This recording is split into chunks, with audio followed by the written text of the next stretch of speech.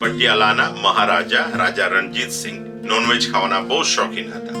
એક દિવસ એમની આગળ મટનની એક નવી રેસીપી રજૂ કરવામાં આવી. એ મટન ખાઈને રાજા એટલા બધા ખુશ થઈ ગયા કે એમણે જે વ્યક્તિએ આ મટનની રેસીપી બનાવી હતી એના નામ ઉપરથી જ આ વાનગીનું નામ પણ રાખી દીધું અને એ મટનની રેસીપીનું નામ છે મટન બેલીરામ. તો ચાલો આપણે આજે મટન બેલીરામ સાથે મળીને બનાવી. મટન બેલીરામ માટે આપણે અહીંયા આગળ 1 કિલો હાડકા સાથેનું મટન લીધું છે.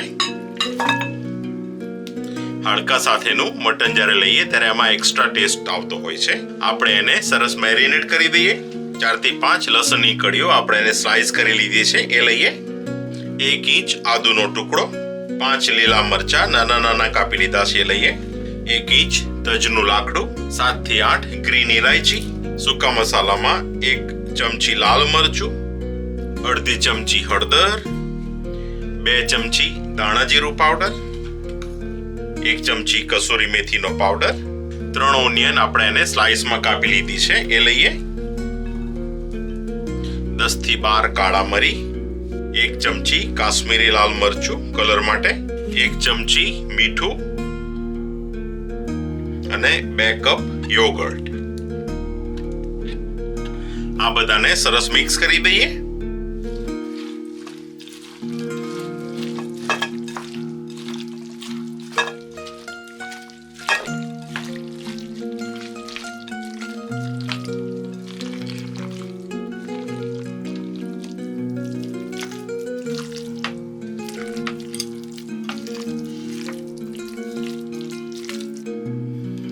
મટનને આપણે આ મેરિનેશનમાં 3 થી 4 કલાક સુધી રવા દઈએ.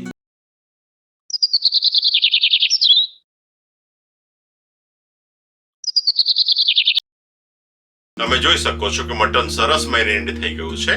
ચાલો આપણે એને કુક કરી લઈએ. એના માટે આપણે વાસણને ઓલરેડી ગરમ થવા મૂકી દીધું છે. આ રેસીપી આપણે ઘીમાં બનાવીશું એટલે 1/4 કપ ઘી લઈએ. ઘી થોડું ગરમ થાય એટલે 1 ચમચી આખા દાણા એમાં મટનને એડ કરીએ.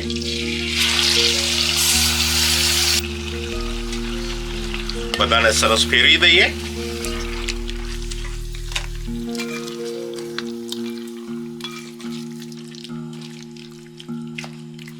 પાંચ મિનિટ સુધી આ મટનને આપણે ફૂલ ગેસ ઉપર કુક થવા દઈએ.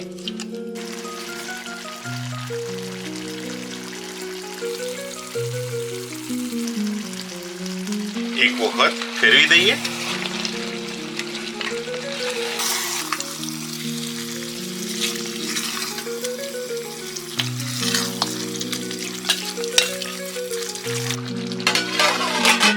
ઢાંકી દઈએ, ગેસને ધીમો કરી દઈએ અને ધીમા ગેસ ઉપર 1.5 કલાક માટે મટનને કુક થવા દઈએ.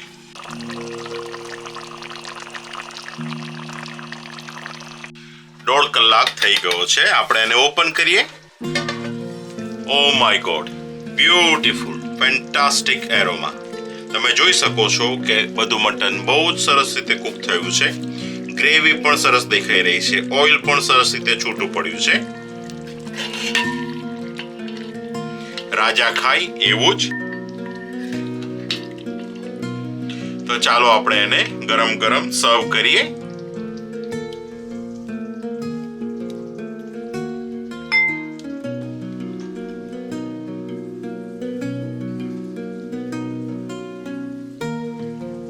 થોડા લીલા દાણા ઓન ટોપ, થોડી જિંજર જુલિયન.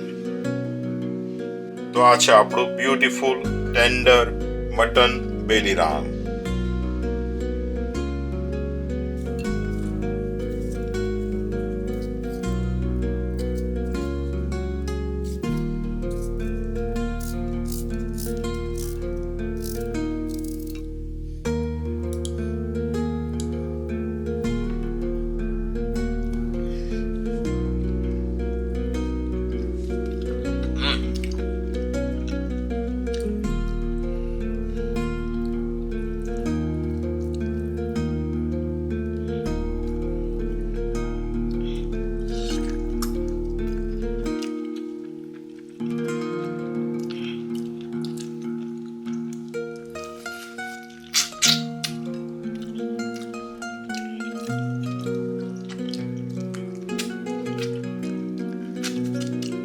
તો આ હતું આપણું બ્યુટીફુલ ફ્લેવરફુલ મટન બેલીરા. તમે તેને રોટલી, રોટલા, પરાઠા કે રાઈસ સાથે પણ ખાઈ શકો છો.